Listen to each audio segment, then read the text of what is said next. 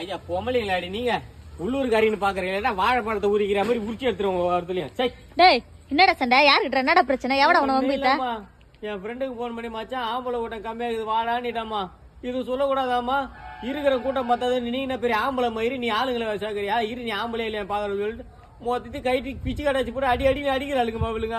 என்ன தர சொல்றது இவளுங்கள? சரி அது விடு. நீனா இதெல்லாம் பார்த்தேன் இவளுக்கு அதெல்லாம் ஏன் மேல இல்ல, காசு கொடுக்கல பொழுகுது. அது என்ன வச்சு தீத்துக்கிறாளுங்க இவளுங்க. அதுக்கு நீதான் ஏதாவது கையில கட்சியாடா இருக்குதுடா இன்னைக்கு அவளுங்களுக்கு. ஆமா நீ ஐ பொங்கலுக்கு போற மாதிரி தலையில கட்டினு வந்துக்கிற. வேற என்ன பண்றது? 1 கிலோ சக்கரை 1 கிலோ அரிசிக்கு என்ன பண்ணு? நான் சிப்பத்தை தூக்கின்னு போக சொல்றேன். அங்க இருக்கிற துணியை வச்சு வாங்கிட்டு சுத்தின்னு வந்தேன். கொஞ்சம் டீசெண்டா சுத்தின்னு வந்திருக்கலாம். எங்கம்மா விடுறாளுங்க அவளுங்க? அவங்க கிட்ட சண்டை போடுங்கிற மறைச்சி போறவங்க கிட்ட பூ வச்சு போட கொடு, கரை வச்சு வேட்டி கொடுங்க. சரி அது விடு. நான் கரும்பு நான் இத்துனோட தானே குத்தாங்க, பெரிய கரும்பு குடுக்கல. ஆகி போச்சு. நான் தான் பூஞ்சி வாயில விட்டுன்னு வந்தேன்.